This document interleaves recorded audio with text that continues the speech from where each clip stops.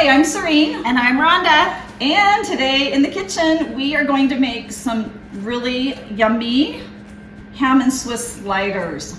They are a favorite. We make them for, just like little parties or showers or... They're a big hit. Yeah, just a family gathering where, we've even made them for the whole, like the main course of the dinner. Yeah. And you add sides with it and they're so delicious. You serve them warm. And they're easy. So easy. Yeah. You guys, that's what most of our videos are. Simple. Yeah. We want you to be able to just make it homemade. Yeah, and you're gonna love them. If you're liking our videos, make sure to subscribe so you can see more of these kind of demonstrations. But you're gonna like these sliders.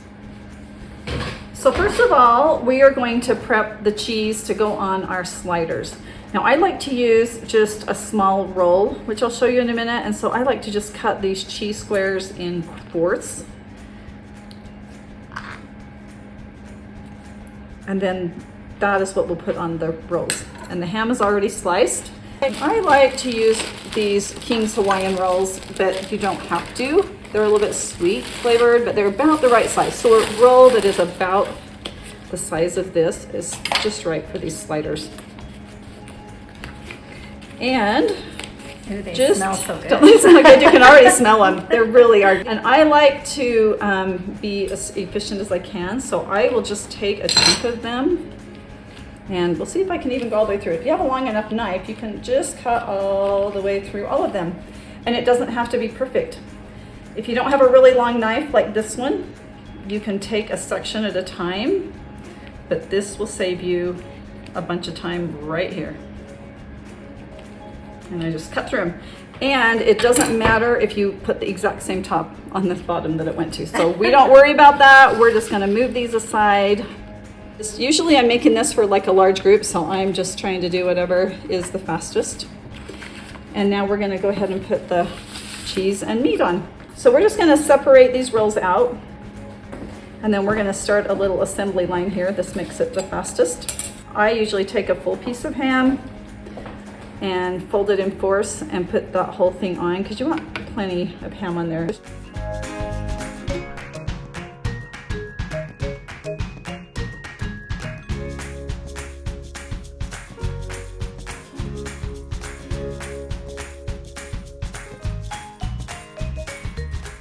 There you go. Now we put the tops on. Like I said, it doesn't matter which one goes to which roll.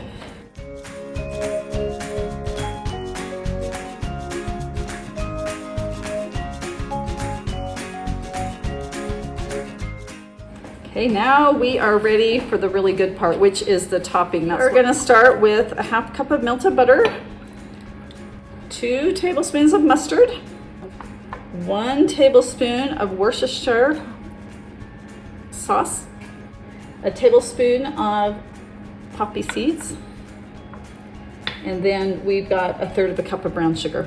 So this is kind of a sweet glaze that we're gonna end up making. I'm just gonna stir this around in here. I'm gonna put it in the microwave for maybe a minute just to help everything dissolve, help that brown sugar dissolve in and make it a little bit smoother of a glaze. And then we're gonna go ahead and put it on top of the rolls. Now we're gonna put the topping on. I can smell it, it's so good. This is what makes the whole sandwich. And we just wanna spread this over the top. It's gonna run down, make a little mess. You can put parchment paper on your cookie sheet, or we have a silicone mat on this cookie sheet. It makes it so much easier to clean at the end.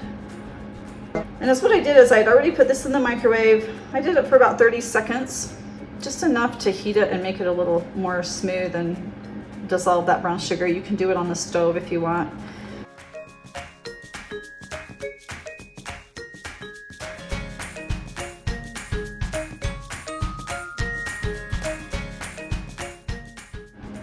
Now we're just going to finish this up. I always just use up whatever little bits left. This recipe makes 24. These would be so good at the next family gathering. My kids would love them. Oh, I love these. We've used them for family gatherings, even as the main course and adding sides, but I've used it a lot at receptions, showers, luncheons, and everywhere I take them, everyone loves them. So now they are ready to go in the oven.